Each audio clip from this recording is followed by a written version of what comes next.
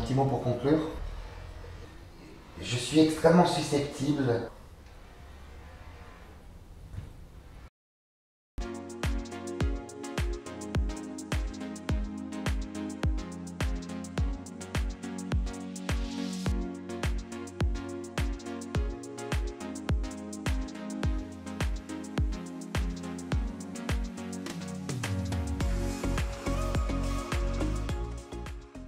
Bonjour, je m'appelle Benjamin Gastaud, je suis marchand au marché du Rond à Saint-Ouen. Non, pas du tout. Je suis collectionneur avant d'être marchand, c'est ce qui me définit véritablement. Et j'ai commencé à être marchand après mes études. Donc j'ai toujours été dans ce milieu à proprement parler, mais ce n'est pas du tout ce vers quoi mes études me poussaient. J'ai découvert l'œuvre de René Lalique quand j'avais 20 ans. Ça a été une passion immédiate et j'ai décidé de le collectionner. Et puis de fil en aiguille, avec une collection qui est devenue de plus en plus importante, j'ai décidé d'en faire mon métier, de lui vouer une grande partie de ma vie en achetant ses œuvres, en les proposant à d'autres collectionneurs. Le format.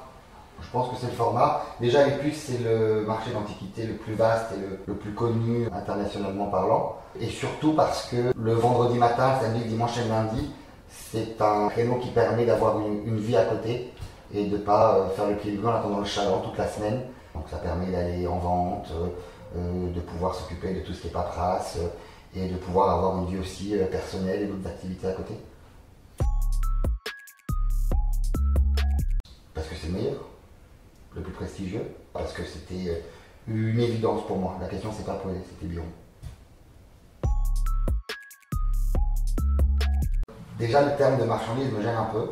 Pour moi, c'est pas la marchandise, ce sont des œuvres d'art. J'ai découvert l'art déco, je dois avoir à peu près entre 12 et 14 ans, une visite au château de Gourdon, une collection qui était fabuleuse à mes yeux quand j'ai découverte. J'étais très jeune, ça a été immédiat aussi.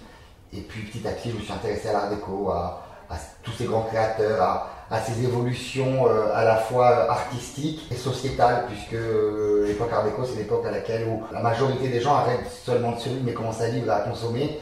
Et je pense que Lalique est vraiment un des grands représentants, puisque autant il y a des œuvres qui sont très importantes et qui sont des œuvres vraiment de plaisir, mais Lalique a été capable de proposer de l'art de la table et des choses qui étaient parfaitement usuelles et que tout le monde utilisait, c'était là sa grande force. Donc je pense que c'est pour ça que l'art déco me plaît, parce que c'est à la fois de l'art à proprement parler, mais aussi des choses qui sont utiles. Encore une fois, le terme de client, tout ça est trop mercantile à mon avis. Ce sont des collectionneurs ou bien des marchands qui visent à atteindre des collectionneurs. Donc je préfère que ça, le terme d'œuvre d'art, de collectionneur. Enfin, effectivement, j'achète des choses et j'en vends, je gagne ma vie comme ça. Mais j'aime ce rapport beaucoup plus personnel aux personnes que je rencontre. Et le fait qu'on échange entre collectionneurs et amateurs, et pas uniquement avoir une pièce qui vaut un prix et qui va me faire gagner un bénéfice et qui va me faire vivre. Ça me gêne un peu ça dans l'idée du métier. C'est pas pour ça que je l'ai fait parce que vraiment je voulais travailler sur l'œuvre de Lalique, parce que je voulais avoir la possibilité d'en acheter, d'en vendre et de rencontrer des gens et de pouvoir partager autour de ça. Et ce sont donc en majorité des marchands qui ont des collectionneurs dans le monde, ou bien des collectionneurs, ou des gens qui aiment Lalique et qui veulent s'offrir une pièce et avoir un objet de Lalique chez eux parce que ça véhicule tout un univers, souvent onirique, qui leur fait envie. J'en ai pas. J'en ai pas, je viens de répondre à la question. C'est pas une approche commerciale. Je suis comme tout le monde, j'ai besoin d'argent pour vivre, mais c'est pas ce qui m'intéresse. J'ai eu la chance de faire des études qui étaient longues et des études prestigieuses, justement parce que j'avais pas envie d'aller travailler pour quelqu'un et avoir uniquement le rapport mercantile au travail que j'ai fait ce métier. Je suis collectionneur avant d'être marchand, c'est comme ça que je me définis. Quand je me présente sur un site de vente par exemple, parce que je suis évidemment sur internet pour réaliser des ventes, je me présente toujours comme collectionneur avant d'être marchand. Et je pense que c'est pour ça que j'ai des rapports certainement privilégiés avec beaucoup des personnes que je rencontre. C'est parce qu'on se rencontre comme collectionneur. Et je parle de Lalique comme un collectionneur et pas comme un marchand, parce que j'aime véritablement Lalique. Je ne pourrais pas travailler dans un autre univers que celui de Lalique. D'ailleurs, je vends que du Lalique, un peu d'argenterie parce que j'aime ça, mais je serais incapable de vendre quelque chose que je n'aime pas et quelque chose que je ne ressens pas profondément.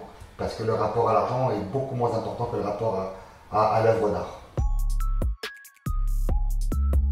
Alors moi j'ai commencé à travailler sur internet, puisque j'ai commencé par être collectionneur, je reviens toujours à ça, mais j'ai commencé ma collection donc en achetant à des marchands que j'ai rencontrés en France ou à l'étranger. J'ai beaucoup acheté sur Internet.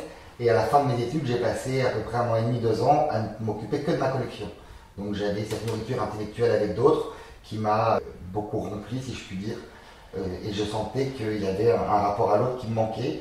Et c'est pour ça que j'ai décidé d'ouvrir une galerie, parce que j'avais besoin justement de rencontrer d'autres personnes et de partager, aussi bien en recevant, je recevais des gens étant avec moi, mais en donnant surtout. Parce que j'avais acquis des connaissances et que je voulais en acquérir encore plus. Donc j'ai commencé à travailler sur Internet. J'ai ouvert une galerie en ligne, un site, je me suis mis sur différents sites de vente. Et donc je vendais en appartement. Mon appartement est devenu un showroom. Et très vite, j'ai senti qu'il est. Enfin, très vite. Au bout de quelques années, 3-4 ans, j'ai senti qu'il fallait que je réponde à cet impératif pour certaines personnes de pouvoir les rencontrer physiquement. Déjà parce que ça rassure souvent les gens de se dire qu'on a pignon sur rue, qu'ils peuvent venir nous voir quelque part. J'ai ouvert à Biron et effectivement, ça a été un plus. Mais je suis d'abord connu sur les réseaux. La majorité de mon travail s'est fait sur les réseaux.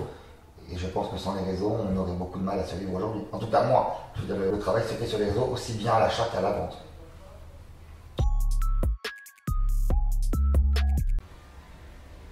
J'ai quelques histoires un peu cocasses qui ont lieu à Biron. Je suis extrêmement susceptible quant aux œuvres enfin à l'artiste que je représente. J'ai vraiment l'impression d'être un galeriste contemporain sur le fait suivant, c'est-à-dire que j'ai l'impression de représenter Lalique et d'être un peu son défenseur, comme un galeriste contemporain serait le défenseur d'un artiste inconnu qu'il faudrait défendre et dont il faudrait promouvoir l'œuvre. Et j'ai beaucoup de mal avec certaines personnes qui arrivent en terrain conquis, ou bien qui passent et qui disent ah bah tiens, là c'est Sabino, là c'est Vernis, là c'est Dôme. Alors il ne s'agit pas de juger la qualité de ces artistes par rapport à Lalique. Pour moi la question est résolue immédiatement. Lalique est très largement au-dessus, mais ça c'est mon avis et mes propres. Et les gens sinon qui rentrent, qui demandent si telle ou telle œuvre est une reproduction. Voilà, bon, il y a des épisodes comme ça, et puis il y a aussi de très belles rencontres avec des gens qui sont bien pas du tout connaisseurs. Il peut y avoir des gens qui rentrent en disant j'ai pas du tout les moyens de m'acheter une pièce de Lalique, mais j'adore Lalique, et on peut discuter pendant un long moment et avoir un bon moment de partage. D'autres personnes qui sont des collectionneurs assidus, qui cherchent une pièce depuis très longtemps et qui sont très heureux de la trouver.